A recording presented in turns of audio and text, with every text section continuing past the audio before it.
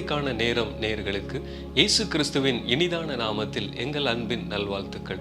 மறுபடியும் வார்த்தைக்கான நேரம் என்ற நிகழ்ச்சியின் மூலம் உங்களை சந்திப்பதில் நாங்கள் மிகுந்த மகிழ்ச்சி அடைகிறோம். ஒவ்வொரு வாரமும் இந்த நிகழ்ச்சியின் மூலம் நாம் அநேக புதிய காரியங்களை கற்றுக்கொண்டு வருகிறோம்.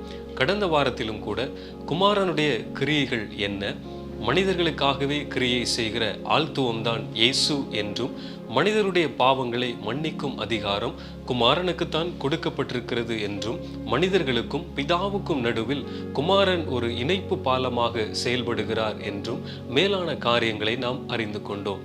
அது மாத்திரமல்ல, ஒரு மனிதன் அவரை பின்பற்றி இந்த உலகத்தில் நித்திய ஜீவனை பெற்றுக்கொள்ள எப்படி வாழ வேண்டும் என்பதை காட்டுவதற்காகவும், பிசாசின் கிரியைகளை அழிப்பதற்காகவும் அவர் மனுஷ சாயலை தரித்து கொண்டார் என்றும் நாம் அறிந்து கொண்டோம். சரி, இப்பொழுதும் தேவனுடைய தீர்க்கதரிசி வின்சென்ட் செல்லகுமார் ஐயா அவர்கள் எழுதின வேதாகம துணுக்கு செய்திகள் என்ற புத்தகத்திலிருந்து ஒரு காணொளியை பார்க்கலாம் வாங்க.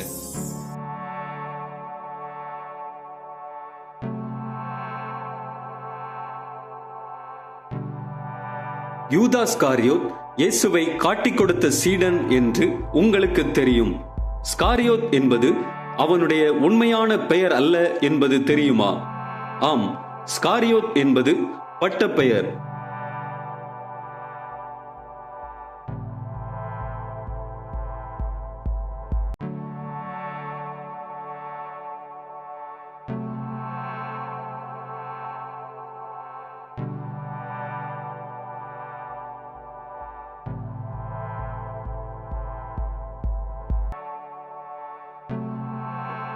இந்த ஸ்காரியோத் என்பதற்கு கத்தி வைத்திருப்பவன் என்று பொருள்.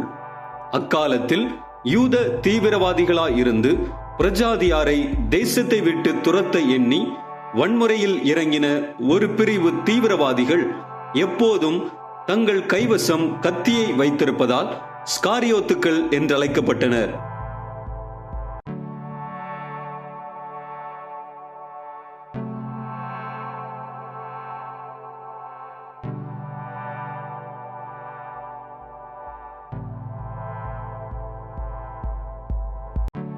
இயேசுவிடம் வருவதற்கு முன்பு யூதாசும் இந்த தீவிரவாதிகளின் கும்பலில் இருந்ததினால் ஸ்காரியோத் என்ற பட்டமும் ஒட்டிக்கொண்டது.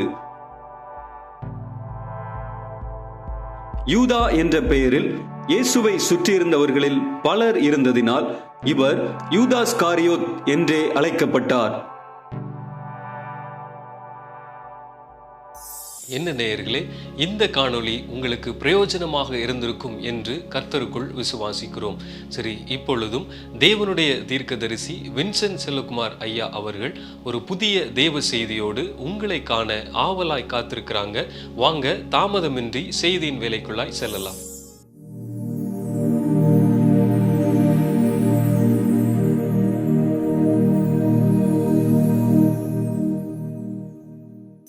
ஆண்டவராகிய இயேசு கிறிஸ்து நாமத்தில் உங்கள் யாவருக்கும் என்னுடைய அன்பின் நல்வாழ்த்துக்கள். நம்ம சென்ற முறை சந்தித்து கொண்ட போது இயேசு கிறிஸ்து மனிதனானார். ஏன் மனிதனாகணும்? அவர் தேவனுக்கு சமானமானவர் என்பதை குறித்து பல வசனங்கள் மூலம் நம்ம ஆழமாக தியானித்து பார்த்தோம். என்னை கண்டவன் பிதாவை கண்டான். பரலோகத்தில் இருக்கிறதுல விசேஷமான இடத்துல இருக்கிறது குமாரனாகிய கிறிஸ்து. குமாரனும் பிதாவும் ஒன்றானவர் எல்லாம் நம்ம சொன்னோம். அவர் மனிதர்களைப் போல ஏன் இந்த பூமிக்கு இறங்கி வரணும்? மனிதர்களைப் போல ஏன் ஒரு சரீரத்தை தரித்து கொள்ளணும்? மனிதர்கள் நடுவிலே ஏன் அவர் தங்கி இருக்கணும்? மனிதர்கள் நடுவில் இறங்கி வந்த போது கூட பாருங்க, வேதம் சொல்லுகிறது அவர் அடிமையின் சாயலானார், அடிமையின் ரூபம் எடுத்தார். ஒரு அடிமை மாதிரி ஏன் வரணும்? அப்படியே வந்தால் கூட ஒரு அரண்மனையில் பிறந்திருக்கலாம், ஒரு பெரிய பிரபுனுடைய வீட்டில் பிறந்திருக்கலாம். அவர் ஏன் அடிமையின் ரூபமாக எடுக்கணும்னு சொன்னால், உலகத்தினுடைய அடி ஆழத்தில் இருக்கிற மனிதனுடைய வலியை கூட புரிந்து கொள்ளணும், மனிதர்களோட மனிதர்களாக கலந்து அவருடைய காரியங்களை விளங்கி கொள்ள வேண்டும் என்பது அவருடைய நோக்கம். அதனால் ஒரு ராஜா அரண்மனையில் இருந்தால் அவருக்கு கீழ்த்தட்டு வர்க்கத்தில் இருக்கிறவர்கள் படுகிற கஷ்டம் தெரியாது, பசினா என்னன்னு தெரியாது, தாகம்னா என்னன்னு தெரியாது, ஒரு மனக்குமுறல் என்றால் என்னன்னு தெரியாது, பஞ்சம் என்றால் என்னன்னு தெரியாது, பற்றாக்குறை என்றால் என்னவென்று தெரியாது. அதனால்தான் இயேசு என்ன செய்தார்னா, பூமியில் இருக்கிறதுலையே ஒரு தாழ்ந்த எளிய வறிய குடும்பத்தில் மனிதனாக அவர் பிறந்து 33.5 ஆண்டு காலம் மனிதர்களுடைய சமுதாயத்திலிருந்து என்னென்னலாம் நடக்குது, ஒரு மனிதனுக்கு என்னென்ன காரியங்களெல்லாம் உண்டாகிறது என்பதை அவர் விளங்கி கொள்வதற்காக நம் நடுவிலே அவர் வாசம் செய்தார்.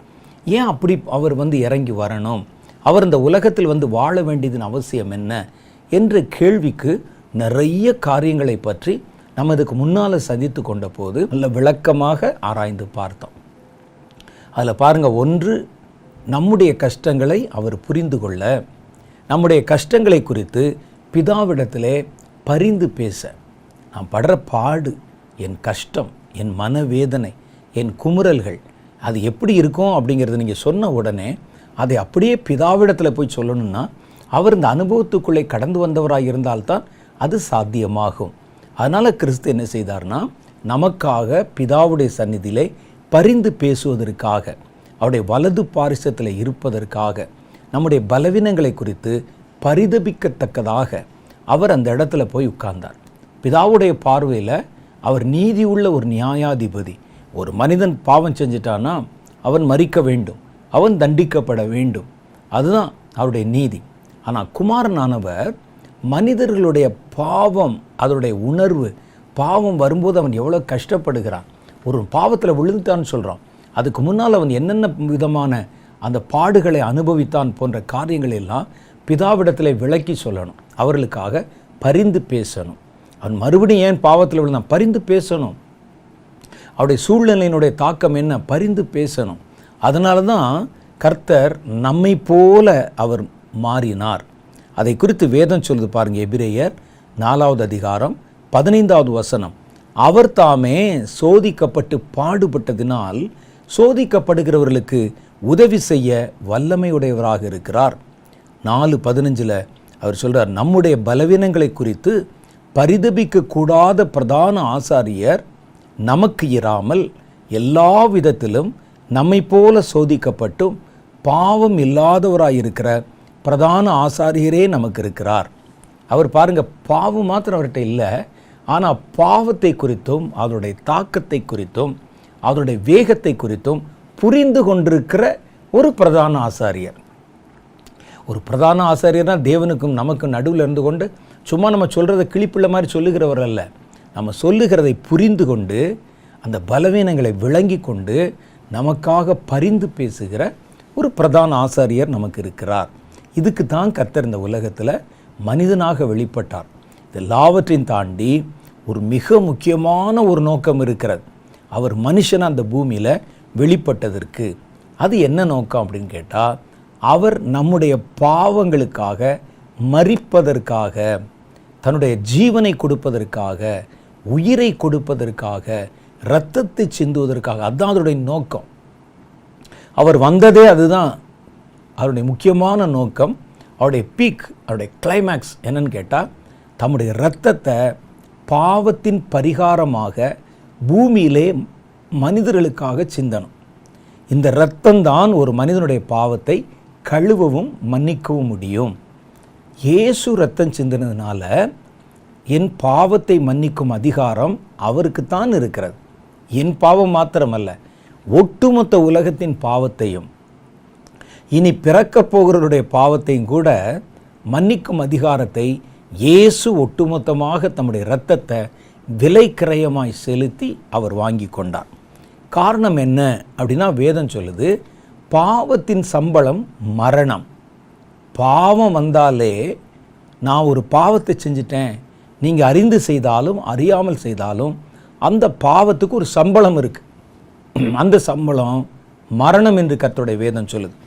வாசித்து பாருங்கள், ரோமர் 6வது அதிகாரம் 23வது வசனம். பாவத்தின் சம்பளம் மரணம். ஒருத்தன் பாவம் செஞ்சாலே மரணத்துக்கு உட்பட்டு விடுகிறான். அதுக்கு மேலே வேற வழி இல்லை. அந்த மரணத்தை அவன் அடையாதபடிக்கு அவனுக்கு ஒரு பரிகாரத்தை கர்த்தர் வாக்கு பண்ணினார். அந்த பரிகாரம் என்னன்னா, இரத்தம். தன் பாவத்திற்காக சிந்தப்படுகிற இரத்தம், அது பரிகாரமாக செலுத்தப்பட வேண்டும். செலுத்தப்பட்டால் இந்த பாவத்தினால் உண்டான மரண தடைகள் மாறி போகும். அது மரண தடைன்னு சொல்கிறீங்களே, அது என்ன அப்படின்னு ஒரு கேள்வி வரலாம். அதை நம்ம விளங்கி கொள்வதற்கு முன்பாக மரணம் என்றால் என்ன என்பதையும் நம்ம தெளிவாக புரிந்து கொள்ளணும். மரணம் 2 அர்த்தங்களிலே பயன்படுத்தப்படுகிறது வேதத்தை பொறுத்த அளவில். ஒன்று பார்த்தீங்கன்னா, மாம்சத்தில் சாதாரணமாக வருகிற மரணம், அது இயற்கையாக வரும். ஏதோ ஒரு சந்தர்ப்பத்தில், ஏதோ ஒரு காரணத்தில், ஒரு விபத்திலேயோ ஒரு வியாதியிலேயோ வயது மூப்பின் காரணமாகவோ ஏதோ ஒன்றின் மூலம் ஒரு மனிதனுக்கு மரணம் வருகிறது. அந்த மரணத்தில் என்ன நடக்குது அப்படின்னு பார்த்தீங்கன்னா, அவருடைய சரீரத்தின் செயல்பாடுகள் முழுவதும் அற்று போய் விடுகிறது. இந்த உலகத்தில் இனி அந்த சரீரத்தை வச்சு எதுக்கும் பிரயோஜனப்படாது. சரீரத்தை வச்சு ஒன்றும் பிரயோஜனப்படாது. வேதம் அதை பற்றி சொல்லும்போது தான் சொல்லும், மரத்தை பற்றியாவது நம்பிக்கை இருக்குது. ஒரு மரத்தை வெட்டினா அது துளிர்ப்பதற்கு வாய்ப்பு இருக்குது. மனுஷனை குறித்து என்ன நம்பிக்கை இருக்குது? மனுஷன் செத்தது தான். அதை வச்சு ஒன்றும் செய்ய முடியாது. நீங்கள் எதற்கும் பயன் இல்லை. ரோட்டில் போட்டுறணும், அவ்வளோதான். சாம்பல் ஆக்கிடணும், அழித்து விட வேண்டும், கடலில் கரைச்சிடணும், அல்லது மண்ணில் புதைச்சிடணும், அவ்வளோதானே. வேறு என்ன செய்ய முடியும் சொல்லுங்கள்? அந்த பிரேதத்தை வச்சு என்னங்க செய்ய முடியும் நம்ம? அப்போ அதுக்கு தான் மரணம் என்று சொல்லுகிறோம். ஒரு மனிதனுடைய பூமிக்குரிய செயல்பாடுகள் முற்றிலும் நிறுத்தப்பட்டு விடும்.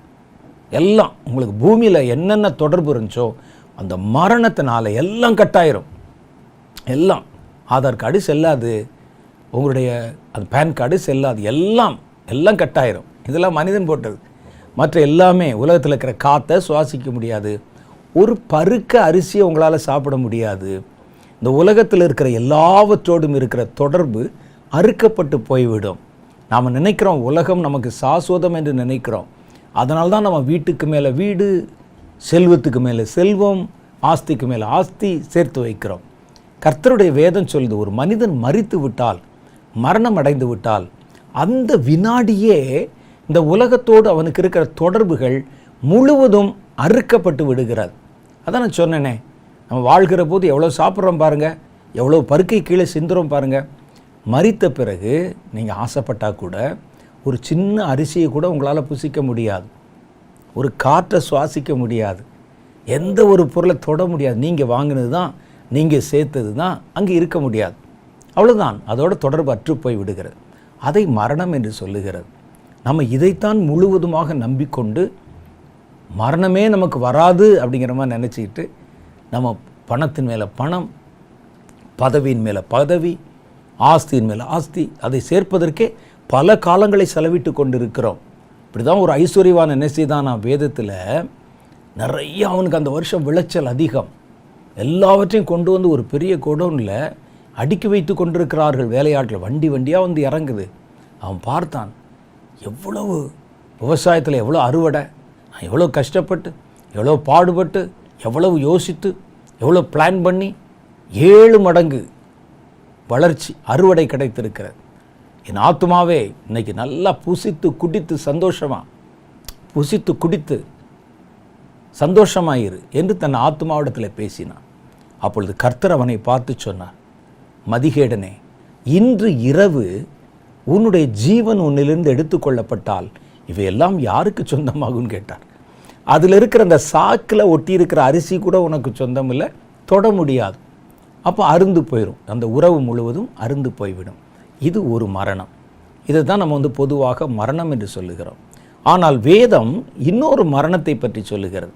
அந்த மரணம் என்னன்னா, இந்த மரணம் சரீரத்தில் இருக்கிற உங்களுடைய ஆவி உங்கள் சரீரத்தை விட்டு பிரிந்து விடுவது, அவ்வளோதான். அப்புறம் சேர்க்க முடியாது. ஒரு மண்பானையை போட்டு உடைச்சிங்கன்னா மறுபடியும் அதை எப்படி ஒட்ட வைக்க முடியாதோ அதே மாதிரி ஒரு மனிதனுடைய சரீரத்தை விட்டு அவருடைய ஆவி வெளியே போயிடுச்சுன்னா மறுபடியும் அதை உள்ளே கொண்டு வந்து ஒட்ட முடியாது, சேர்க்க முடியாது. அது ஒருவேளை கர்த்தருடைய வருகை காலத்தில் உயிர்த்தெழுதல் கர்த்தருக்கு சாத்தியம், ஆனால் நமக்கு சாத்தியம் இல்லை, மனிதர்களுக்கு சாத்தியம் இல்லை. நீங்கள் என்ன செய்தாலும் அதை திரும்ப கொண்டு வரவே முடியாது.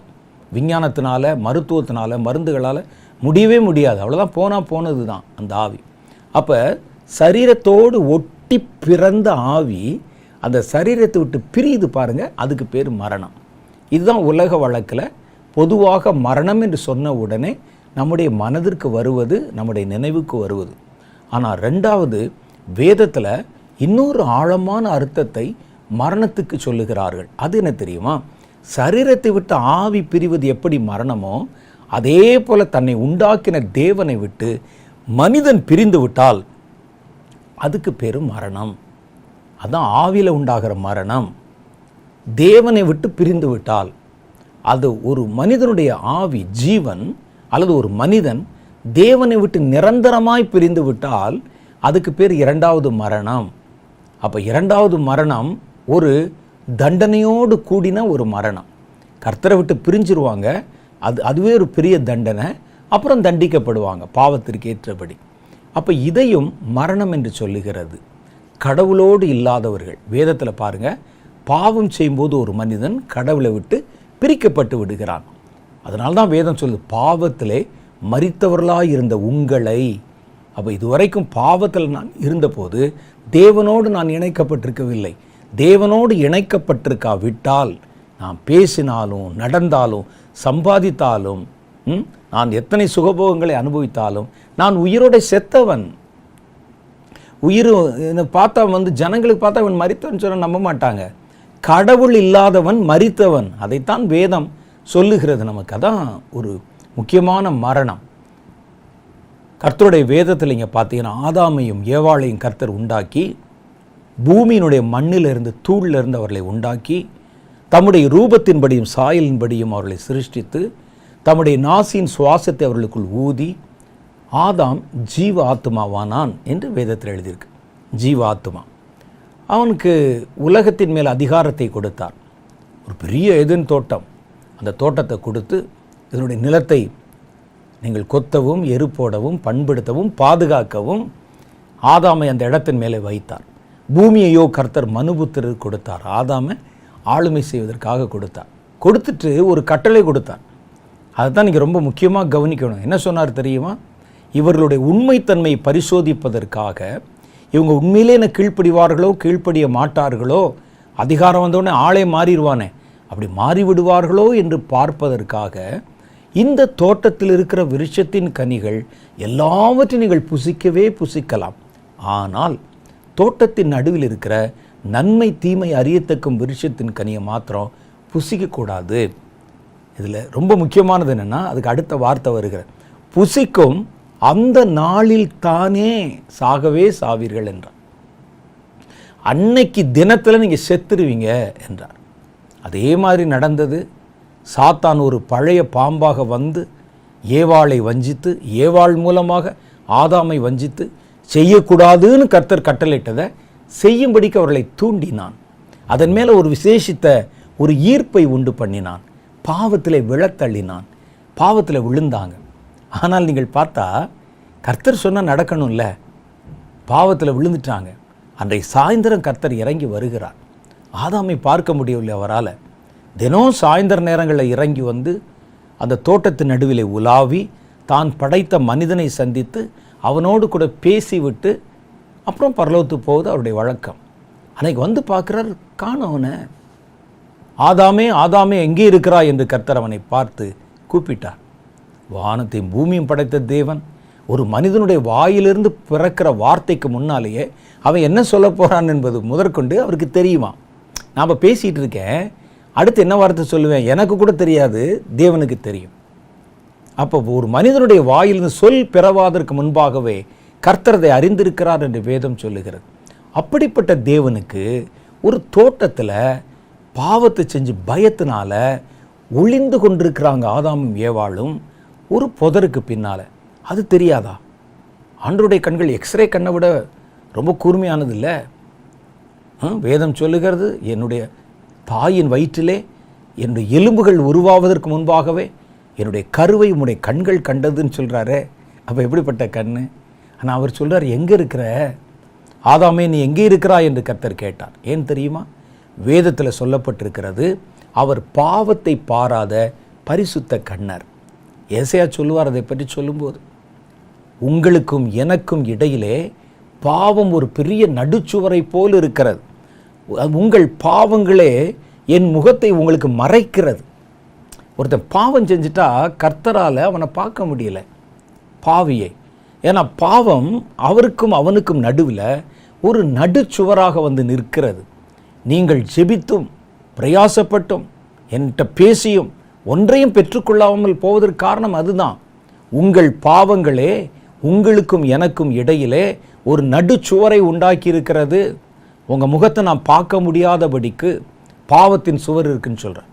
இந்த பாவத்தில் அவன் உள்ளே போனவுடனே அவர் பாவத்தை பாராத பரிசுத்த கிணறு இல்லையா, பாவம் அவனை மறைத்து விட்டது.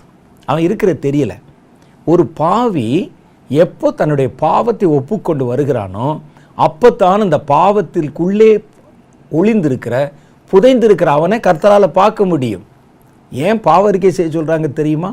நீங்கள் பாவத்தில் இருக்கிற வரைக்கும் கர்த்தரால் உங்களை பார்க்க முடியாது. கர்த்தருடைய முகத்தை உங்களால் பார்க்க முடியாது. கர்த்தருடைய கண்கள் உங்களை பார்க்க முடியாது. ஆனால் பாவத்தை ஒப்புக்கொண்டு நீங்கள் அந்த பாவத்தை ஏற்றுக்கொண்டு நீங்கள் வந்தால், இன்னும் இந்த பாவம் மன்னிக்கப்படுவதற்கு முன்னாலேயே நீங்கள் ஒப்புக்கொள்ள ஆரம்பித்த உடனேயே உங்களை அவரால் சந்திக்க முடியும், பார்க்க முடியும். இப்போ பாருங்கள், அதான் நடக்குது பாருங்கள். ஆதாமே ஆதாமே எங்கே இருக்கிறாய் என்று கர்த்தர் கேட்டார். மரத்தின் பின்னால் ஒளிஞ்சிருக்கிறான். அவன் கர்த்தர் நம்மை கூப்பிடுகிறார் என்று அறிந்து பயம் ஒரு பக்கம் இருந்தால் கூட தன் பாவத்தை ஒத்துக்கொண்டு அவன் வெளியே வந்தான் பாருங்கள், அவரை பார்க்கும்படிக்கு. அது அவனுடைய பாவத்திலேருந்து வெளியே வர்றான். அப்படி வரும்போது இப்போ அவனை பார்க்குறார். அவனுடைய பாவம் இன்னும் மன்னிக்கப்படலை. ஆனால் முதல்ல அவன் மறைந்திருந்தான், கண்களுக்கு மறைந்து விட்டது. முதல் ஸ்டெப்பு தன் பாவத்தை ஒப்புக்கொண்டு அவர் முன்னால் வந்து நின்றான் பாருங்க. இப்போ அவரால் அவனை பார்க்க முடிகிறது. சொல்கிறார், கர்த்தர் கேட்குறார், நான் நிர்வாணியாக இருக்கிறதுனால உனக்கு முன்னால் வந்து நிற்க நான் பயந்தேன். இவ்வளோ நாள் நீ அப்படி தானடா இருந்த? அப்படி தான் இருந்தான். கர்த்தர் உடனே சொன்னார், நான் விலக்கின நன்மை தீமை அறியத்தக்க விருட்சத்தின் கனியை நீங்கள் புசித்ததுண்டோ என்று கேட்டார். ஆமாம். ஏன் தெரியுமா? ஒன்று, அந்த கனியை புசிக்கிறதுனால உங்களுக்குள்ள என் வார்த்தையை மீறின பாவம் வந்து விட்டது. ரெண்டாவது, அந்த கனி ஒரு மனிதனுக்கு நன்மை தீமை என்னவென்பதை காட்டி கொடுத்து விடும் ஒரு கனி. இவ்வளவு நாள் நிர்வாணமாக இருந்தான். இவ்வளவு நாள் அது நிர்வாணம் என்றே அவனுடைய கண்களுக்கு புலப்படவில்லை. இந்த பழத்தை புசித்த உடனே அவனுக்கு எது நன்மை எது தீமை, எது நிர்வாணம் எது வஸ்திரம் தரிப்பது என்பதெல்லாம் அவனுக்கு விளங்க ஆரம்பித்தது. உடனே கர்த்தர் கேட்டார், அதை புசித்தாயா என்று கேட்டார். ஆமாம். அவன் தன்னுடைய அவன் காரியத்தை சொன்னான். இப்போ கர்த்தர் அவனை தன் பாவத்தை அறிக்கை செஞ்சு விட்டானே, ஆமாம் என்று சொல்லி ஒத்துக்கொண்டானே. ஆனால் கர்த்தர் அவனுடைய பாவத்தை மன்னிக்கவில்லை. அவனுக்கு ஒரு தண்டனை கொடுத்து அனுப்பினார். ஏன் அப்படின்னு கேட்டால், அவர்களை பாவத்தை மன்னிப்பதற்கான இரத்தம் பூமியில் சிந்தப்படலை. இனிமேல் தானே இயேசு வர முடியும். அந்த இரத்தம் சிந்துதல் இல்லாமல் பாவ மன்னிப்பு இல்லை. கர்த்தர் அவன் அந்த பாவத்தை சொன்ன உடனே உன் பாவம் மன்னிக்கப்பட்டது, நீ அறிக்கை செய்து விட்டான்னு சொல்லலை. அவனை அந்த பாவத்திற்கு என்ன தண்டனையும் அதை கொடுத்தார். அவர் பல காரியம் சொல்கிறார், பார்ப்போம். அப்போ அவர் இன்னென்ன மாதிரி தண்டனை இருக்குது, இதே பூமி உனக்கு முள்ளையும் குறுக்கையும் அது பிறப்பிக்கும், உன்னுடைய நெற்றி வேர்வை நிலத்தில் சிந்த பாடுபட்டு உன் கையின் பிரயாசத்தை புசிப்ப, அந்த பெண்ணு உன்னுடைய மனைவி கர்ப்பத்தில் வேதனைப்பட்டு பிள்ளை பேர் பெறுவாள் அப்படின்னு பல சாபங்களை சொன்னார். சொல்லிட்டு அவர்களை அவருடைய சமூகத்தில் இல்லாதபடி துரத்தி விட்டார். அப்போ அவன் ஒப்புக்கொண்டா கூட, நான் புசித்த ஆண்டவரேன்னு சொன்னால் கூட கர்த்தர் அவர்களை மன்னிக்கலை. காரணம், பாவ மன்னிப்புக்கான இரத்தம் அங்கே சிந்தப்படவில்லை. அவர்களை அனுப்பிவிட்டார். ஆனால் கர்த்தர் சொன்ன ஒரு வார்த்தை அந்த இடத்துல தொக்கி நிற்கிது. அது என்ன வார்த்தை தொக்கி நிற்குது அப்படின்னு கேட்டால், நீங்கள் அந்த கனியை புசிக்கும் அந்த நாளில் தானே சாகவே சாவீர்கள்னு சொன்னாரே. ஆனால் அதற்கு பிறகு ஆதாம் 930 வருஷத்துக்கு மேலே உயிரோடு இருந்து மரித்ததாகத்தானே கர்த்தருடைய வேதம் குறிப்பிடுகிறது. ஏன் அன்னைக்கே சாகலை? இந்த கேள்வி நமக்கு வருகிறது அல்லவா? அன்றைக்கு அவன் சாக வேண்டும், அதான் கர்த்தருடைய வார்த்தை. ஆனால் அன்றைக்கு அவனுடைய வாழ்க்கையில் என்ன நடந்ததுன்னு கேட்டிங்கன்னா, அவன் கர்த்தருடைய சமூகத்திலிருந்து துரத்தப்பட்டான், கர்த்தரிடத்திலிருந்து பிரிக்கப்பட்டான். எப்படி ஒரு சரீரத்திலிருந்து ஆவி பிரிக்கப்பட்டா அது மரணமோ, அதை விட கொடிய மரணம் தன்னை உண்டாக்கின தேவனிடத்திலிருந்து மனிதன் பிரிக்கப்படுவது. அன்றைக்கு நடந்த சம்பவம் மரணம். தேவனை விட்டு பிரிந்தான். இன்னைக்கும் தேவனை விட்டு பிரிஞ்சிருக்கிறவங்க மரித்த நிலைமையில் இருக்கிறாங்க. தன்னை உண்டாக்கின தேவனோடு இணைக்கப்பட்டவன் தான் உயிருள்ளவன் என்று கர்த்தருடைய வேதம் சொல்லுது. மற்றவர்கள் இருந்தாலும் அதைத்தான் அவர் சொல்றாரு, பாவத்திலே முற்காலங்களிலே பாவத்தினாலே மரித்தவர்களாக இருந்த உங்களை கிறிஸ்து இயேசுவின் இரத்தம் உயிர்ப்பித்ததே என்று எழுதியிருக்கு. அப்போ பாவத்தில் இருக்கிறவர் ஒரு மரணத்தினால பீடிக்கப்பட்டிருக்கிறான். இந்த மரணம் நாம் சொல்லுகிற இந்த சாதாரண மரணம் அல்ல, இது தேவனோடு இருக்கிற தொடர்பை அற்றுப்போக பண்ணுகிற ஒரு மரணம். அப்போ இந்த மரண சாயலை மாறிடும். அப்போ இந்த மரணத்திலிருந்து ஒரு மனிதனை காப்பாற்றணும். அப்போ இதற்கு மூல காரணமாக இருப்பது பாவம். அப்போ இந்த பாவத்தை எப்படி மன்னிக்கிறது, அந்த பாவத்தை எப்படி நிவர்த்தி செய்வது என்றால் அதுக்கு ஒரு இரத்தம் சிந்தப்பட வேண்டுமா? கர்த்தருடைய நியதி அப்படி சொல்லுங்க. இரத்தம் சிந்ததில் இல்லாமல் பாவ மன்னிப்பு இருக்காது.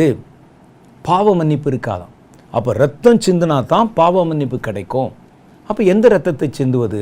அதற்கு கர்த்தர் ஒரு திட்டத்தை செய்தார். இவர்களுக்கு நிரந்தரமாக ஒரு இரத்தம் சிந்தப்படணும். ஒரு முறை சிந்தப்படுகிற அந்த இரத்தம் ஒட்டுமொத்த உலகத்தினுடைய பாவத்தையும் எதிர்காலத்தில் வரக்கூடிய சந்ததியினருடைய பாவத்தையும் மன்னிப்பதற்கும் அந்த பாவத்தை நிவர்த்தி செய்வதற்கும் போதுமானதாக இருக்க வேண்டும். அப்போ உலகத்தில் இருக்கிற இரத்தங்கள் எல்லாம் சோதித்து பார்த்தா ஆடுகளின் இரத்தம் போதாது, வேற எந்த மிருகங்களின் இரத்தம் போதாது, புறாக்களுடைய இரத்தம் போதாது, ஏன் மனிதனுடைய இரத்தம் கூட போதாது. அப்போ இது எல்லாவற்றையும் தாண்டின ஒரு விசேஷமான விலையேற பெற்ற ஒரு இரத்தம், பாவ கரைபடியாத ஒரு இரத்தம் நமக்காக சிந்தப்பட வேண்டும். அது எங்கே சாத்தியம் என்று பார்த்தால் அது கர்த்தராகிய இயேசு கிறிஸ்துக்குள்ள தான் சாத்தியமாகிறது. அதனால தான் கர்த்தர் விசேஷமான முறையிலே இந்த உலகத்தில் பிறந்து மனிதன் மாதிரி பிறக்கணும், ஆனால் வித்தியாசமாக பிறக்கணும், பாவம் இல்லாத இரத்தமாக இருக்கணும் அந்த இரத்தம். அதனால்தான் அவர் புருஷ சம்பந்தம் இல்லாமல் இந்த உலகத்திலே மற்ற எல்லாவற்றிலும், பாவம் தவிர மற்ற எல்லாவற்றிலும் நம்மை போல் ஆனார். நம்ம எல்லாம் பாருங்கள், ஒரு புருஷ ஒரு சம்பந்தத்தில் நம்ம பிறந்திருக்கிறோம். நம்முடைய இரத்தத்தில் இயற்கையாகவே பாவம், மீறுதல், இச்சை, பொறாமை எல்லாம் கலந்துருக்கு. நீங்கள் இதெல்லாம் போய் விலைக்கெல்லாம் வாங்க வேண்டியதில்லை, நேச்சுரலாகவே இருக்குது. என் தாய் என்னை பாவத்திலே கர்ப்பம் தரித்தாள் என்று தானே வேதம் சொல்லுது.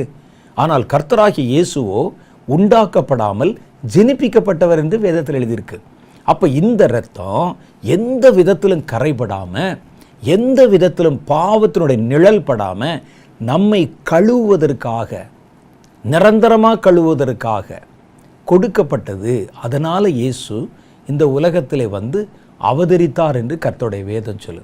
அவர் இந்த உலகத்தில் வர்ற வரைக்கும் மனிதர்களுடைய பாவத்தை அப்பப்போ கழுவுவதற்கு, அவர்கள் செய்கிற சின்ன சின்ன தவறுகளை மன்னிப்பதற்கு ஒரு இடைக்கால நிவாரணமாக, ஒரு இடைப்பட்ட காலத்தில் வைக்கக்கூடிய ஒரு மாற்றாக கர்த்தர் ஆடுகளை பலி செலுத்தும்படிக்கு கட்டளை கொடுத்தார்.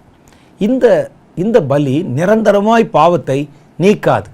அப்பப்போ நம்ம செய்கிற பாவத்தை நம்ம கர்த்தரிடத்தில் பேச விரும்புகிறேன். கர்த்தர் ஒரு கூட்டம் ஜனத்தை தனக்கென்று தேர்வு செய்து கொண்டார்.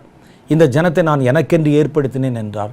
இவங்க அவர்கிட்ட பேசணும், அவர் இவங்ககிட்ட பேசணும். இவன் பாவத்திலிருந்து அந்த நடுத்திரை விழுந்து கர்த்தருடைய முகத்தை பார்க்க முடியாமல் இருக்கும். என்ன செய்வது? பேசணும் இல்லை? அவள் பேசுவதற்கு என்ன செய்கிறார்னா, அந்த நேரத்தில் அவருடைய பாவத்தை மன்னிப்பதற்கும் கழுவதற்கும் ஒரு குறுகிய கால மன்னிப்பை கர்த்தர் கட்டளையிடுகிறார். அது ஆடுகள், புறா குஞ்சுகள் என்னென்னலாம் பலி கொடுக்கணும்னு இருக்குது. அந்த பலிகளின் மூலம் அது சாத்தியப்படுத்தப்பட்டது. ஆனால் இந்த பலிகள் நிரந்தரமானதல்ல. அப்போ இதற்கு நிரந்தரமாக ஒரு பலி செலுத்தப்படணும், அது ஒரே முறை செலுத்தப்படணும். அப்படி செலுத்தப்பட்டு விட்டால் இந்த இடைக்கால பலிகள் எல்லாம் நிறுத்தப்பட்டுவிடும். அதற்கு என்று பிரத்யேகமாக உலகத்திற்கு கொடுக்கப்பட்ட இரத்தம் தான் இயேசுவின் இரத்தம். இந்த இரத்தம் சோதிக்கப்பட்டு பரிசுத்தமாக்கப்பட்டு அது பிதாவினால் முத்திரையிடப்பட்ட ஒரு இரத்தம். அந்த இரத்தம் இந்த உலகத்தில் வந்து எத்தனை விதமான பாவ போராட்டங்கள், கோபதாபங்கள் எத்தனை வந்தாலும் பாவத்தை தனக்குள்ளே போக விடாமல் எல்லா சோதனைகளையும் ஜெயித்த ஒரு இரத்தம். இப்போ ஏன் ரத்தம் உங்கள் ரத்தம் எல்லாம் அப்படி இல்லை. அது பல சோதனைகளுக்குள்ளே போகும்போது சில சமயம் சோதனையினால் இழுப்புண்டு போய்விடுகிறது. ஆனால் இயேசுவின் ரத்தம் அப்படி இல்லை. அவர் பிறந்ததிலிருந்தே பாவம் எவ்வளவு தான் அவரோட போராடினாலும் அவரை அது மேற்கொள்ளவே முடியவில்லை. அப்போ எல்லாவற்றிலும் சோதிக்கப்பட்டு, அதான் வேதம் எல்லாவற்றிலும் சோதிக்கப்பட்டு 7 தடவை அதை பரிசோதனை பண்ணி ஒட்டுமொத்த மனு குலத்துக்காக பாவ மன்னிப்புக்காக ஒரே தரம் கொடுக்கப்பட்ட பலி, அந்த பலிக்காகத்தான் பிரத்யேகமாக இயேசு இந்த உலகத்தில் வந்தார். அவர் ஒரு 33 வருஷ காலம் நீடித்திருந்தது கூட தம்முடைய இரத்தம் எந்த கரைக்கும் எந்த பாவத்திற்கும் உடன்படாத இரத்தம் என்பதை நிரூபிப்பதற்காக. எத்தனை போராட்டம் வந்தாலும் அவைகள் எல்லாவற்றிலும் மேற்கொண்டு ஜெயித்த ஒரு இரத்தம் நமக்கு இருக்கிறது. அதற்காக அந்த இரத்தத்தை சிந்தத்தான் இயேசு வந்தார். இதை பற்றி இன்னும் கொஞ்சம் பேச வேண்டியிருக்கு. இன்னைக்கு நேரமாச்சு. நாம் மறுமுறை சந்திக்கும் போது அடுத்த வாரத்தில் இன்னும் சில முக்கியமான தகவல்களோடு நான் உங்களை சந்திக்கிறேன். அதுவரை கர்த்தர் உங்களை ஆசீர்வதித்து காப்பாராக. ஆமென்.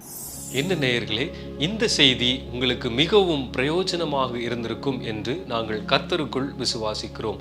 இந்த நிகழ்ச்சியை பற்றிய உங்கள் கருத்துக்களை எங்களுக்கு எழுத மறவாதிருங்கள். உங்கள் நண்பர்கள் மற்றும் குடும்ப உறுப்பினர்களுக்கும் பகிர்ந்து தேவ ஆசீர்வாதத்தை பெற்றுக்கொள்ளுங்கள். தேவனுடைய தீர்க்கதரிசி வின்சென்ட் செல்வகுமார் ஐயா அவர்களுடைய மற்றொரு புதிய தேவ செய்தியில் உங்களை சந்திக்கும் வரை உங்களிடமிருந்து விடைபெறுவது உங்கள் சகோதரர் ராபின்.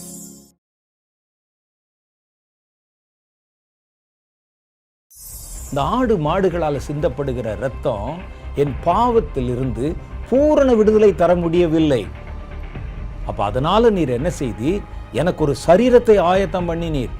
அந்த சரீரம் கரை திரை பிழை இல்லாத சரீரம், மற்ற மனிதருடைய மாம்சத்தை போல உண்டாக்கப்பட்ட ஒரு மாம்சம் அல்ல. இது தேவனுடைய ஆவியினாலே உண்டாக்கப்பட்டது. அப்ப அதற்குள்ள இருக்கிற இரத்தம் அது தேவனாலே பரிசுத்தமாக்கப்பட்டு ஒரு சாதாரண மனிதர்களுக்குள்ளே இருக்கிற இரத்தத்தை போன்றது அல்ல. அவருக்கு ஜென்ம பாவம் இருக்கவில்லை. அவருடைய இரத்தத்தில் பாவத்தின் சுபாவம் இருக்கப்படவில்லை.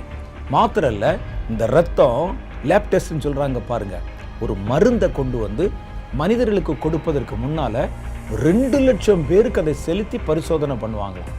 அது எப்படி வேலை செய்யுது? அதே மாதிரி கர்த்தருடைய இரத்தம் 33.5 ஆண்டு காலம் இந்த பூமியில் எந்த பாவம் வந்தாலும் எதிர்க்கவும், எந்த சோதனை வந்தாலும் மேற்கொள்ளவும், சத்துருடைய எந்த தந்திரம் வந்தாலும் ஜெயிக்கவும் ஆற்றல் உள்ளது என்று சொல்லி நிரூபிக்கப்பட்டது. ஆகவேதான் வேதம் சொல்லுகிறது, அவர் தாமே சோதிக்கப்பட்டு பாடுபட்டார்.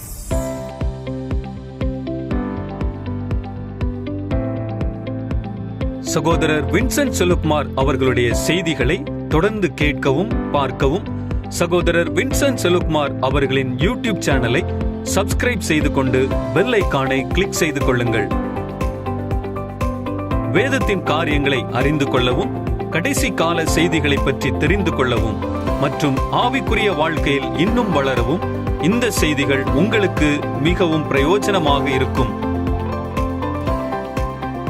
தொடர்ந்து இந்த யூடியூப் சேனலை பாருங்கள், மற்றவர்களுக்கும் தெரியப்படுத்துங்கள். கர்த்தர் உங்களை ஆசீர்வதிப்பாராக.